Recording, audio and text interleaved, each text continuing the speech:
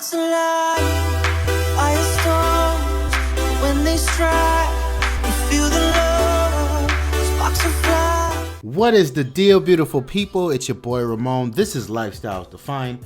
Welcome back to another episode of Aperture, where we focus on things photography.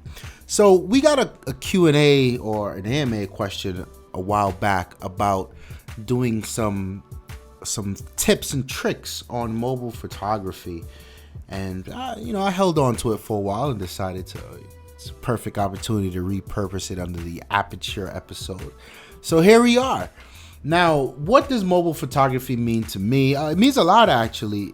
You hear that cliche that the best camera is the camera that you have on you. I don't know what the fuck that means. I walk around with 3 cameras on any given day, so it's got some truth to it, right? The best camera is probably one I can actually pull out quickest to capture the moment. I was just clowning around. It is a pretty true cliche, and more often than not, our cell phones are going to be that. And these things have accelerated like wildfire in terms of the capabilities and the control of the cameras on the phones that we have. I mean, it's insane. And you know, it's crazy when Apple, who once led the charge, isn't even the king anymore. You got something like Lumia, who came in swinging with the 1020, and they had this 42 megapixel camera with lossless zoom and all type of craziness. And then they had it for a while, then they lost it. Now you're looking at LG, and LG's killing it. So I quite like the politics and the madness going on behind the scenes, because they're pushing each other, and each iteration you see better, right? Like when Microsoft came out with the Lumia 1020, the iPhone was king of the hill, and it was just sheer quality, and nothing else matched that quality. And then Lumia came out with the crazy dynamic range and crazy features, and then they got leapfrogged by LG in terms of quality again. But LG maintain a lot of that manual control, or the introduction of the concept that you should have manual control of the camera on your phone. So there's a lot going on. This is a very serious industry. I mean, the camera is usually the number one selling thing on smartphones, or at least the number 2, depending on who you talk to. And if you go on any social media, Instagram, Twitter, Facebook, and you search for the hashtag mobile photography, iPhone only, Android only, you see these wild images, and it's just so dope, right? That you can capture the moment with a good enough image that you can just hold on to for years. And I think there's a lot to be said for that. I personally have stepped out of the mobile photography for some time. I bought a Sony NEX 5T. I was shooting with that for a while. Then I upgraded to a A7 Mark II, and that's pretty much what I shoot with. You know, because as I grew into the photography and I became more technical, I wanted more control. I wanted the real deal. But there's still a fondness in my heart for mobile photography. So let's talk about the tips. One of my first tips is to get close.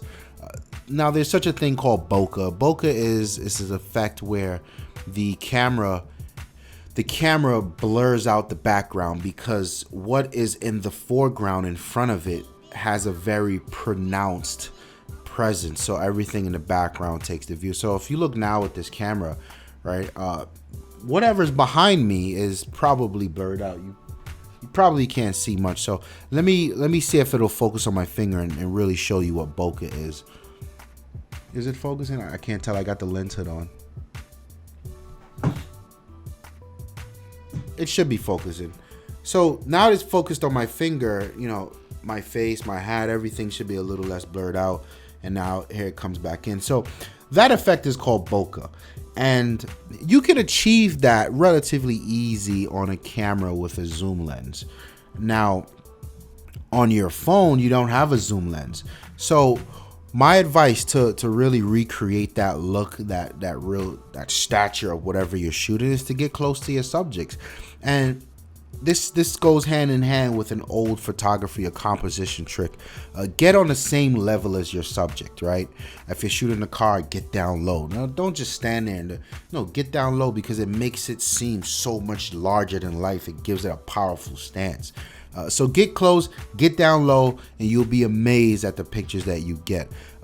Get some wild angles. One of the things about a phone, right? A phone is I can get this thing in some nooks and crannies that I can't get my huge ass mirrorless SLR, right? So you should take advantage of that. When you get down low and you angle it up to the street, and you really get the entire building for street photography. These phones excel at that, because the lens that's in here, they never say what it is, but if I had to guess, I'd say it'd be like a 12mm lens, and that's a wide angle, and that's something that you really appreciate, because you're able to capture a lot of the scene and tell a lot of the story. So get the wild angles, and one of the tricks I've learned is sometimes you can't get, like you're shooting a street shot and you get down and you're like, damn, it's not as pronounced as I want. Flip it. Turn that camera upside down. Turn it to the right, turn it to the left. Get some crazy angles. I think a lot of people don't realize just how flexible you are with just your phone, and it's such a beautiful thing. And if you pay attention to a lot of these premier mobile photographers, they do a lot of it, man. They're geniuses with the angle. Get a microfiber cloth. So one of the things that I used to struggle with on the 1020 is, I'd be holding the phone and you take it out of your pocket and there's smudge all over the lens. I started to walk with a bunch of these microfiber cloths. I needed them, right? And you just wipe the lens clean, because especially in low light conditions, that smudge will make your image look like shite. It'll be blurry, it'll be crappy. The camera has a hard time focusing because it doesn't know where it should be looking, because there's something in the immediate foreground, and it's just keep your lens clean. One thing I have appreciated with a lot of the newer lenses, the lenses on the newer phones, is they get a lot less smudges on them for some reason. I don't know if it's just me being cognizant of the issue and not touching the back of the thing, but I find that the lens on my S6 Edge Plus is not as dirty as, say, my 1520. Definitely not as dirty as the 1020. That thing was the worst. The raw functionality, and this is something that not all phones offer. This is something you won't find on an iPhone. You won't find on some Android phones. The LG support the RAW function. The Samsung support the RAW function, and of course the Lumia support RAW. So what is RAW? RAW is it's an uncompressed photo format which retains a lot more data than JPEG. And when you want to get serious about editing your work, you can put that RAW file on your computer and import it into Photoshop or Lightroom and really start to make some aggressive adjustments that really pop the image, and you can correct a lot of the issues with the camera in post. So when you can, shoot RAW. The thing about RAW though is the files are huge. So I think on my S6 Edge Plus, a JPEG would be around, 4 or 5 megs, whereas the raw image would be like 16 or 17 megs. And on my A7 Mark II, a raw file is about 26 megs. So there's some huge files. So you better make sure you got the space, which leads me to another tip. Get a cloud subscription. Man, I'm a huge fan of OneDrive. I really loved when Microsoft made OneDrive available on all platforms. So I've got it on my Windows phone, my Android phone, and I've got it on my iPhone. So when I take a picture from whatever phone, it gets uploaded to the same camera roll folder. And what's really neat about that is I will never lose another picture. And I'm very adamant about protecting my work, right? Like, I don't care about the hardware. We pay insurance on these phones. It falls in a river, it falls over the boat, gets ran over by a train, I don't care. What's important for me is when I take that picture, to have the ability to have it automatically, instantaneously go up to the cloud where I know it's safe and I can get to it when I get home. So yeah, get you a cloud subscription. OneDrive is the cheapest, even with the scumbag shit that Microsoft did the other day, followed by Google, and then of course there's Apple. For you iPhones out there, you iFans, you can get that. The next tip is to remember that the perfect shot is not the perfect shot. So what this means is today people are obsessed with everything has to be perfectly exposed, or the composition has to be perfect. Nothing is slanted left or right, or everything has to be in perfect focus. You know, the thing about photography that makes it dope, and what I've learned is a lot of my favorite pictures that I've seen from various photographers aren't always the perfect picture, technically speaking, but it's about capturing the moment and relaying the message to the viewer as if they were there. Is that what you call someone that looks at photography? Viewers? Huh. So don't obsess over the small things. And I think part of what makes mobile photography so potent is that you have the ability to pull out your camera and your phone and get it a lot quicker than you would to reach in a bag and pull out a camera. My next tip there would be to just take a crap load of pictures, is to keep snapping. It's so easy. This is digital, and the phones are arguably faster than some of the real cameras. Just keep snapping. Snap multiple angles, come around the subject, recompose, go left, go right, go down, go up, come closer, go farther.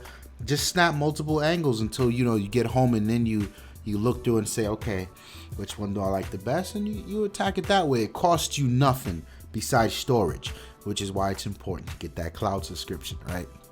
And the last tip I would have, I want everyone to know, is to adjust your expectations. You know, on Instagram, you get into this thing with mobile photography where your pictures look really good, and the apps you edit them, Snapfeed and Lightroom and whatever built-in apps you have, and then you get on Facebook and they look like crap. You know, well, Facebook kills your pictures anyway, but you got to know that the sensor that is taking the images on your phone is about this small. It'll never look as glorious as a real camera when you do the actual size, or even if you go to try to print it. But as long as you know that, you'll be okay, right? Adjust your expectations. These things aren't real cameras. They aren't meant for you to be printing out posters. So just keep that in mind. And yeah, just find some dope apps to really make your stuff pop and sell your vision some more. So I hope you guys enjoyed the video. Leave your comments below. Chime in with any tips that you found throughout the way, and always provide some feedback. Let me know how you like the series. Let me know if you want to see something else, any other questions in photography, you want me to review something, you want to do a photo challenge. Let me know. It's your boy Ramon. I'm out of here. Peace.